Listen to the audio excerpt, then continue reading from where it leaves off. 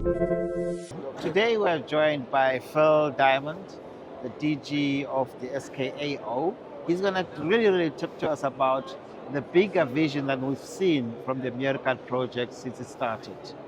Philip, thank you for joining us today. Yeah, you're very welcome. Yeah. Please tell us more. What is the actual SKAO? So SKA, Square Kilometre Array, is building an observatory on top of existing facilities.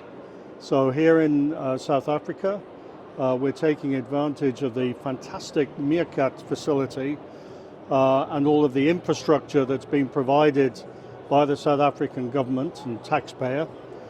And we're putting in place more infrastructure, more telescopes to build a much larger telescope to explore the depths of the universe.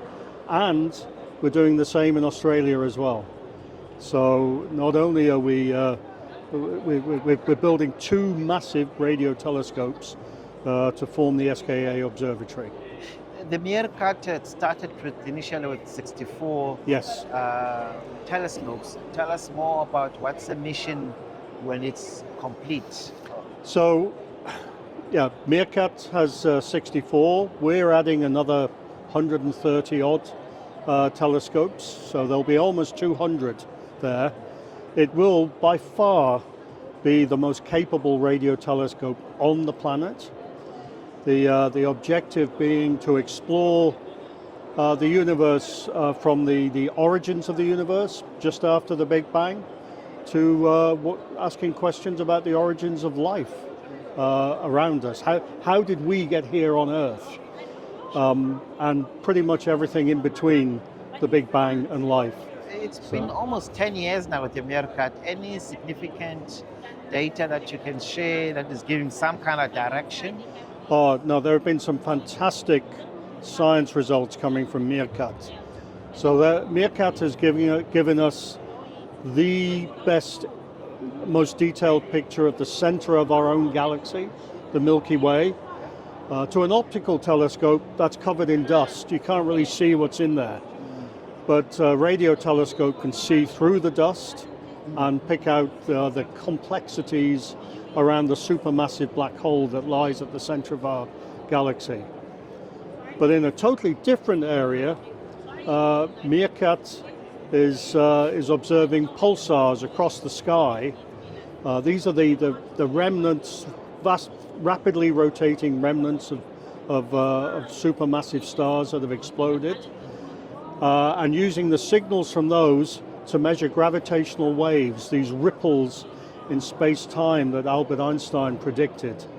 And it's already getting some fascinating results on that. So two very different areas, and Meerkat's in its infancy. It's only 5 years old in terms of delivering science. And this science is it's really, as you're saying, that it goes across countries. And I think about 11, they've signed some kind of a treaty. So the SKA Observatory currently has 11 countries who've all signed up to a treaty. That means their parliaments have ratified an international treaty agreeing to build and operate the Square Kilometre Array Observatory.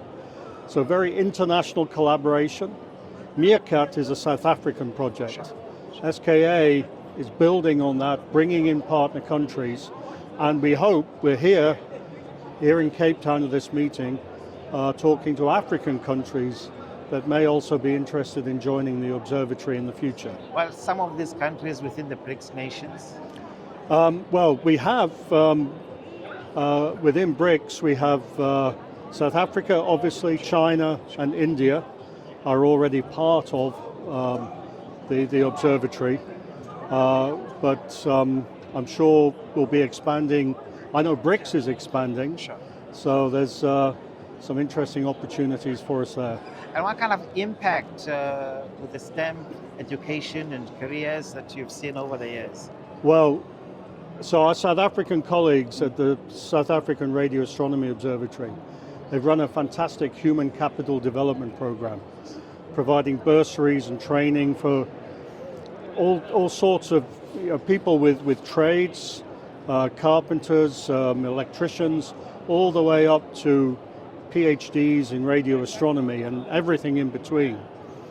But importantly, they're also focusing on high school kids, because that's the next generation of engineers and technicians and scientists we need. So we have various programs working with our South African colleagues. One in particular featuring here at this General Assembly is what we call Cosmic Echoes. It's an art exhibition showing work by indigenous artists, including kids from Carnarvon in the Northern Cape, and Wadjuri Yamaji Aboriginal people from Australia. So bringing their art together, and it's art pointing at the universe. So it's connected to what we're doing. And we have a variety of programs like this that we're developing. There's always been talk around investing so much in science, and some people do believe, and also we've seen evidence of the offshoots of such investments. Yeah. Any offshoots as yet that we've seen, or we're still digging? From radio astronomy, yeah, there are numerous examples of offshoots. Do you use Wi-Fi? Yes, I do. We radio astronomers invented Wi-Fi. Wow. Presumably you use Google Maps. Yes. The GPS satellites know where your car is because of radio astronomy, because the Earth has an unpredictable wobble, and we measure that wobble and give the precise position. And advances in medical technology and medical imaging and communications technology, things like that, all come from radio astronomy. Sure. So there's societal impacts, positive impacts as well. I suppose it will be very difficult to pinpoint the economic benefits because it's across industries. Oh, it is.